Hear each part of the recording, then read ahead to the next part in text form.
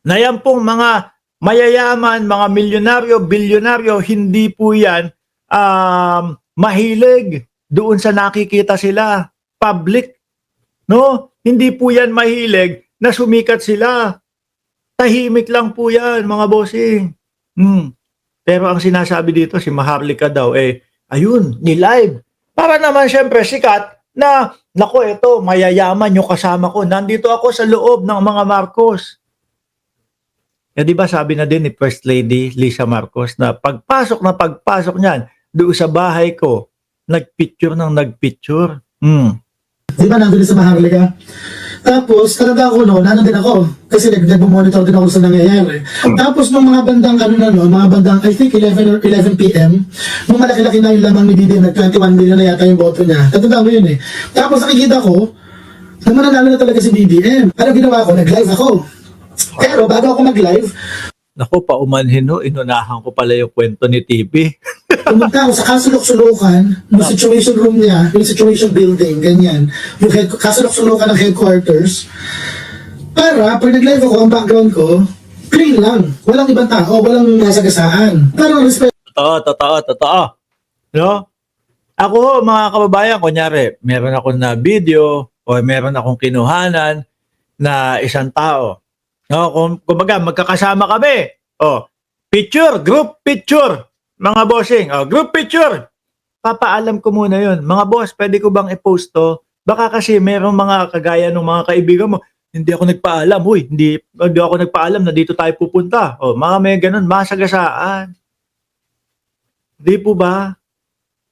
Respeto doon sa mga kasama. Hindi po porket nandiyan yan, basta video ka na lang ng video. Lalo na po yung mga bilyonaryo, milyonaryo na ho, mga kababayan. Hindi ho yan timawa sa kasikatan. Ayaw nga po niya, nalalabas ho eh. Ito lang sa privacy ng ibang mga tao. Si Maharlika, ano ginawa? Ini-live. Pati yung mga mayayaman na kamag-anak ni PBBM na hindi naman gustong lumabas sa video, ini-live niya. Binayaw niya yung mga mukha. Nagtanong kita bakla, paano ka hindi makakabusita ng tao, wala kang respeto sa privacy nila? Mga ganun bagay, yung parang binigyan kayo ng chance na makapasok kahit pa paano sa circle nila. Kasi alam niyo naman, ibang social circle yun eh. Binigyan kayo ng chance na makapasok, kayo squandered it. Kasi hayok na hayok siguro kayo na magka-content. Kaya nagagalit din ho si Banat Bay eh. Nagagalit yung mga DDS doon kay Maharlika, mga bossing eh. Yung mga kampe kay Alpotera, ng tinapang Alpotera yan. Yung mga kampe kay Alpotera, nagagalit kay Maharlika. Bakit mo pa nilabas? Yung mga syuta, ayan, nalaman tuloy ng bayang Pilipinas. 13 ang syuta ng dating Pangulo. Kaya po, para medyo umukay-okay, kasi sa Pilipinas, hindi naman po, hindi naman po normal yung 13 ang syuta. 13 ang syota, mga kababayan. Hindi normal sa atin yun. Kaya, para magmukha na lang, okay lang yan. No, kagat na lang po. Biruin mo, ginawa pa nila katatawanan. Away-away na magsusyota. Yan. Ano? Nagkaroon pala tayo talaga ng presidente na hindi marunong rumespeto sa kababaihan. Kung yabang na yabang kayo na nandun, ini-live ninyo. Hindi po ganun. Yung mga Marcos nga, 2017 ko pa kilala. Sino nakaalam na close ako sa kanila? Kailan lang? Kasi hindi ako ganun. Hindi ako yung makasama sa mayaman, pipicture na ako sa mayaman, tapos ipopost ko na. Kasi pa yun. Hindi ganun. Kailangan makasama kayo ng konti. Wala, cheap ka pala, Maharlika eh. TP, nakikita ko naka-Gucci si Maharlika na na tsinelas naka-Gucci yan, Pero cheap nga naman yung mga ganun, mga boss. Unang beses ka lang yata pinapasok ng gano'ng kadami bilyonaryo sa isang kwarto. Ano ginawa mo? Nilive mo sila. Nakikita mo ba na bago lumitaw yung mga yan? Kumbaga kasi ang gusto nila doon, eto mga kaibigan ko, milyonaryo, bilyonaryo, kasama ako sa mayayaman. Ganun yung gustong sabihin niya. Ganun yung gustong ipamukha niya. Tingnan niyo po ako, mga bossing. Tingnan niyo lang po ang lagi kong kasama dito sa aking vlog. Ayan yung manikin.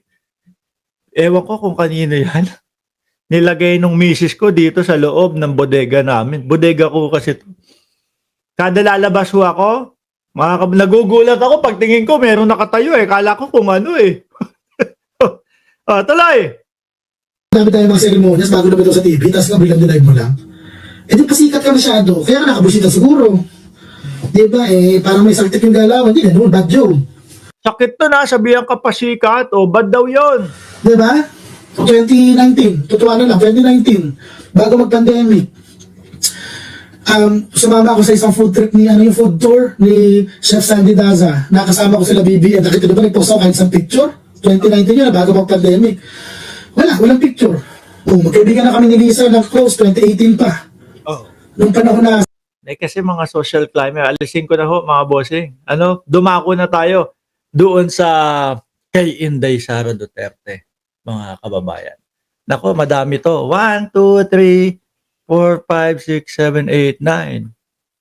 Tatlo. Mga bossing, ito. No?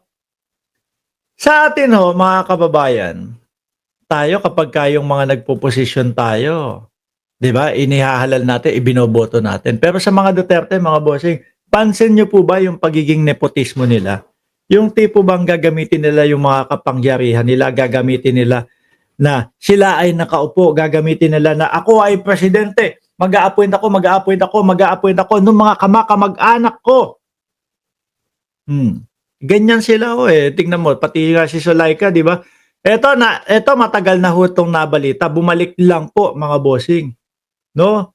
Naalala ko lang po, no?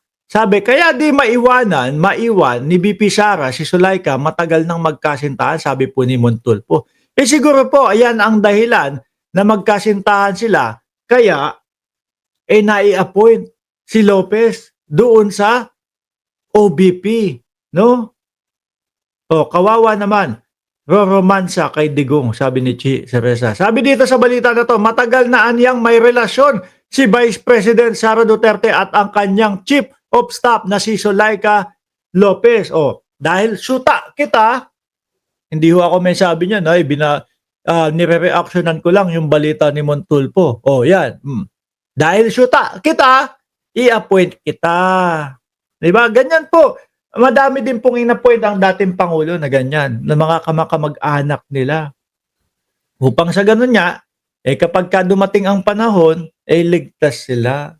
Pati po sa Supreme Court, 'di ba? Mga doon, appoint din ng dating Pangulong Duterte, pero dito muna tayo. Matagal aniyang may relasyon si Vice President Sara Duterte at ang kanyang Chief of Staff na si Sulaika Lopez.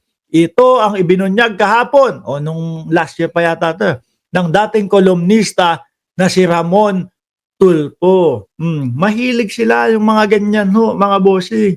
Yung tipo bang dapat yung mga halal ng bayan o yung dapat yung karapat dapat para doon sa posisyon. Hindi, kamag-anak ko, kaibigan ko at kung sino man na magiging loyal sa akin ang lalagay ko diyan. Kahit na hindi marunong yan ang ilalagay ko diyan. Mahilig silang ganyan mga kababayan. Okay, ito ang sagot ni Sara. Sara at Sulaika ay matagal na magkasintahan, sabi dito. Di ba ninyo nahalata, Sara, is a dyke or lesbian, tomboy, or AC/DC siya. Pwede sa lalaki, pwede sa babae. Siya ay bisexual. Kasi nga naman mga bossing, kung sakali na magkaroon ng problema, madali nilang malalapitan. Kung sakali na may kailangan sila, madali nilang malalapitan, mga bossing.